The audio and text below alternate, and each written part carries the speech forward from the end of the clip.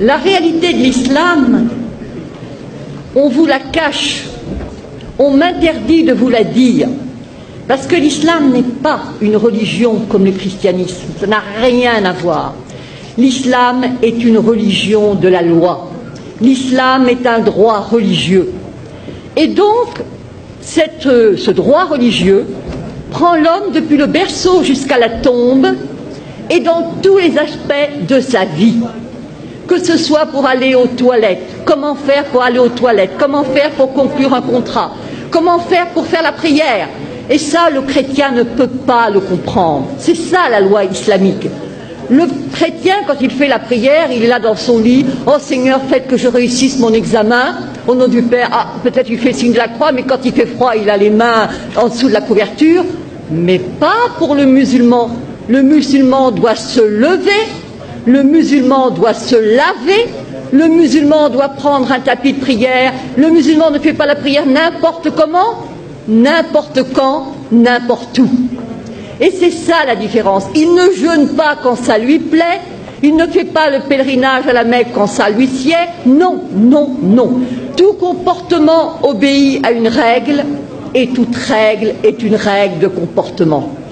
Et donc, ce qui se passe, c'est que les musulmans sont super piégés, super coincés, où ils disent la vérité, à savoir que la loi islamique, ce n'est pas seulement les ibadat, c'est-à-dire l'adoration, tout ce qui touche arkan ad-din, les piliers de la religion, mais c'est aussi les mu'amalat, comment traiter dans le public, horizontalement. Alors ils choisissent de mentir pour ne pas être en quelque sorte jetés dehors. Ils choisissent de mentir qu'il y a un droit pénal, c'est-à-dire que, en fin de compte, la femme adultère est punie de 100 coups de fouet dans le Coran et que nulle indulgence ne vous prenne en leur faveur. Dit bien le Coran, le Coran. Et le prophète, sallallahu alayhi wa sallam, le prophète a demandé que la femme adultère soit lapidée. Une femme qui avait péché est venue voir le prophète. Elle a dit « j'ai péché ». Moi je me suis dit « oh là là, l'histoire va devenir fantastique ». Non, pas du tout. Elle attendait un enfant. Il a dit « retourne, accouche tranquillement ». Ensuite, elle est revenue et on l'a lapidée. Et pas n'importe comment.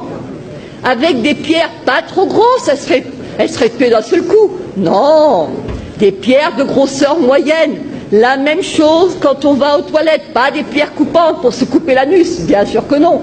C'est-à-dire que, si vous voulez, tout est réglementé. La femme adultère, fouettée, après 100 coups de fouet bien donnés, vous ressortez en capilotade. Hein. L'apostasie est punie de mort. La consommation d'alcool de 80 coups de fouet. Le vol, la main coupée. Et dans le fiqh, c'est même la main coupée, le pied inverse, c'est ce qu'on appelle l'amputation croisée. Alors les musulmans, parce que ça fait partie de leurs droits religieux, choisissent de dire non, non, non, non, non, non, nous sommes comme les chrétiens.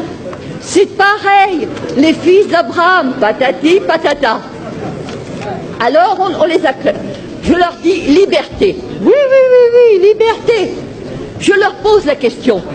Est-ce que le musulman peut, est-ce que la musulmane peut épouser un non-musulman?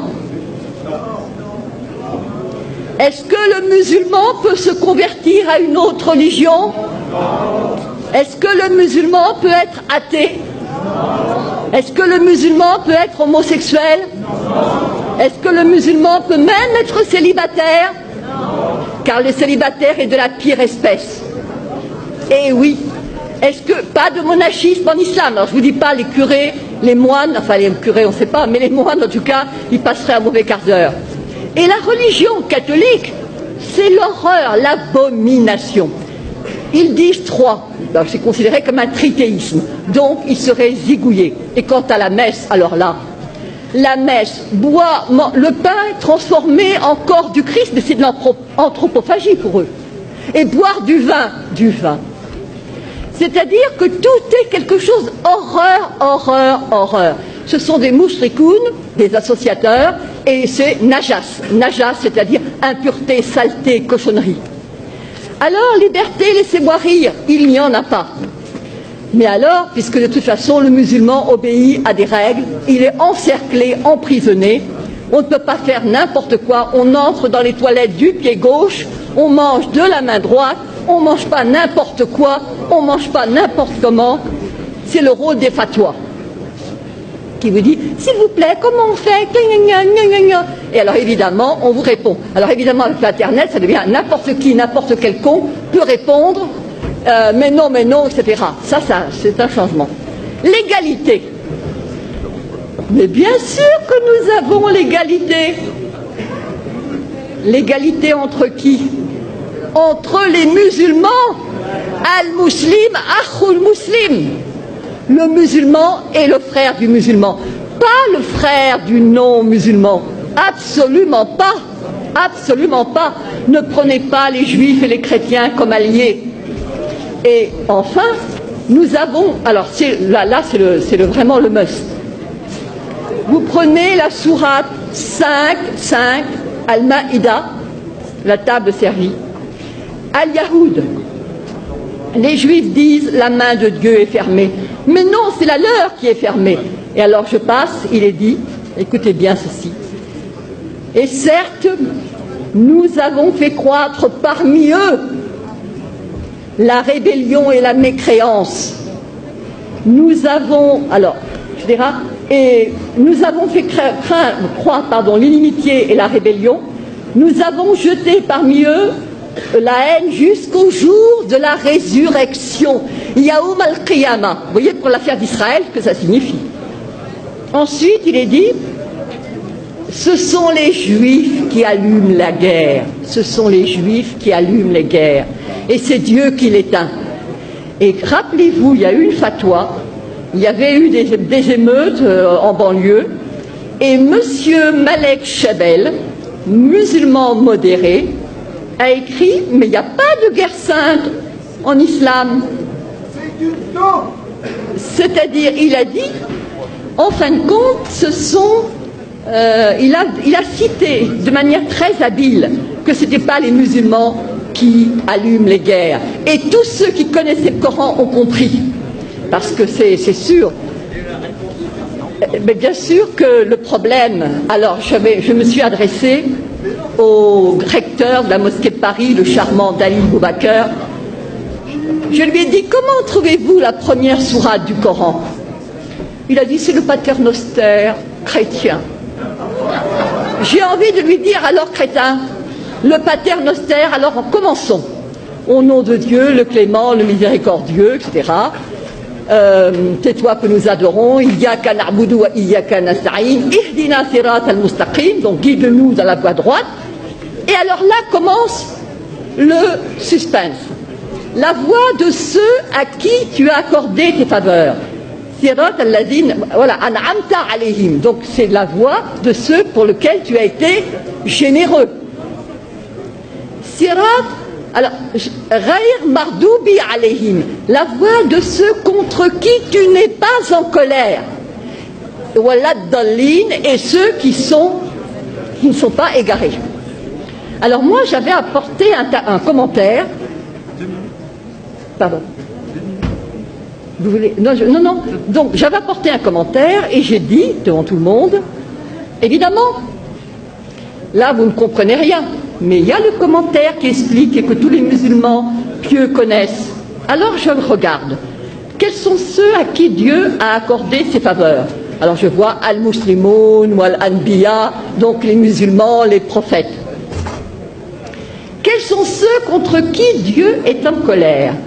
J'ouvre le tafsir, le commentaire, et je vois al-Yahoud, les Juifs. Et ceux qui sont égarés, je regarde, et je vois al-Nasara, les chrétiens, les Nazaréens. Et je dis, c'est ça, votre sourate première, le paternoster, et nos curés cons, qui font du dialogue islamo-crétin.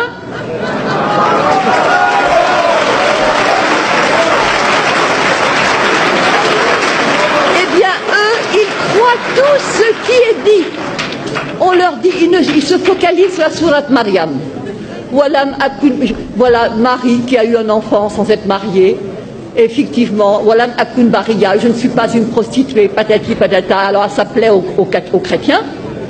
D'autant plus qu'on leur sert, les chrétiens sont comme des moines, ils ne s'enflent pas d'orgueil. Lorsque tu leur parles de la sourate Marie, leurs yeux s'emplissent de larmes. Je te dis, magnifique. Et contre qui ils sont? Ben, contre les Juifs. Les Juifs qui, pour eux, Marie n'est pas la mère de Dieu, pour eux, Jésus n'est pas le... Alors, il y a, par rapport à la communauté juive, un danger immense contre lequel je me bats depuis 5 ans.